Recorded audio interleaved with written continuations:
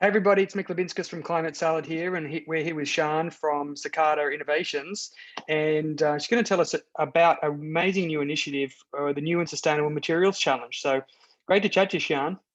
Thanks, Mick. Nice to chat to you too. Yeah. Tell us all about it. So Cicada Innovations, we're a Sydney-based deep tech incubator, and we work with deep tech ventures solving some of the world's biggest problems, things including climate change, healthcare, feeding a growing population. But we also collaborate with a lot of industry partners, and so this is a collaboration with the Biennale of Sydney. Something that if you'd asked me a few weeks ago, would this be something we'd be doing, art and science? But it is really exciting opportunity. The Biennale, which is one of the largest art exhibitions in Australia, they came to us really with a vision for wanting to improve the sustainability of next year's exhibition.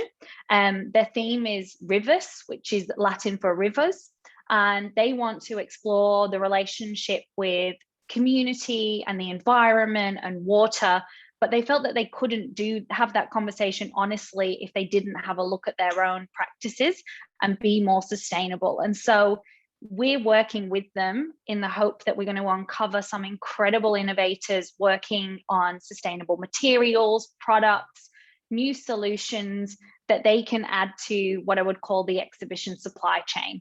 So that's all the stuff that for us sometimes might be hidden from an exhibition. Like we all go and look at the beautiful artworks, but have we ever considered that the wall they're hanging on has just been built for one exhibition and then it's going to be knocked down and thrown away? That artwork came wrapped in bubble wrap most likely, and so that again is a piece of plastic that's going to just be thrown away. And so what we want to help them find is we want to connect with people working across building materials, packaging, textiles.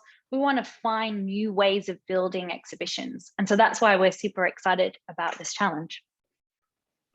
Amazing. Well, what a good combination, and it really goes to the theme around climate change, which is everything needs to be on the table and everything needs to be improved.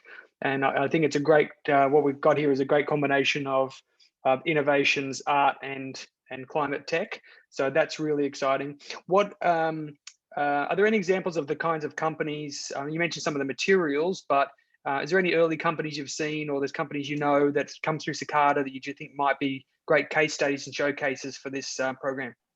Yeah, so we've got a bunch of companies that we know in Australia are doing really interesting things around plastics and new types of polymer. So from things like seaweed, we're really interested to speak to anyone that's doing any kind of new forms of plastic.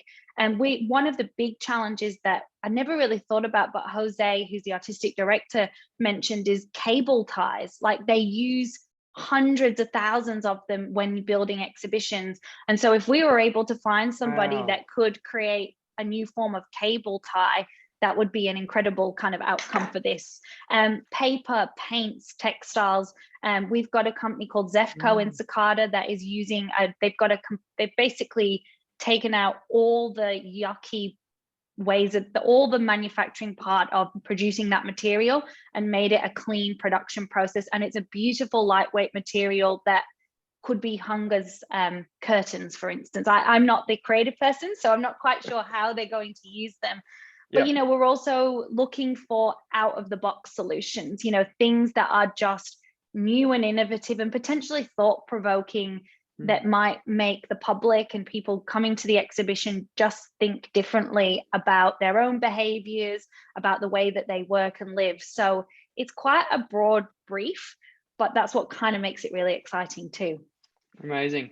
Do you think there's any chance there's going to be a wonderful combination of something which is sustainable materials and also is actually art in itself? Like maybe someone scrumptious up the ball of things they don't need and it becomes actually art as well, and it's compostable.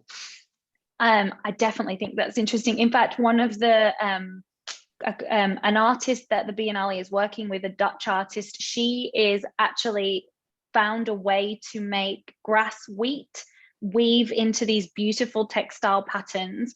And so she's kind of created her own textile from plants, and she's going to be showcasing that stuff at the Biennale. So I'm certain that we can turn things like trash into treasure, I believe we can definitely look to do that at the Biennale. Fantastic. And applications are open now. They can submit their solution on the website. We'll include links all below this. You should be able to Google Biennale Challenge and find it. And solutions close 29th of August. What are you expecting with a submission? Is it full and final products and everything in detail and CAD drawings, or are you open for crazy ideas and pitches? Like, what are you expecting? Yeah, so the application process is pretty simple. We really want to just hear about the product, why it's sustainable, or what you're doing differently that makes it better than what exists already. Want to hear about you, why you're passionate about that. That's really important.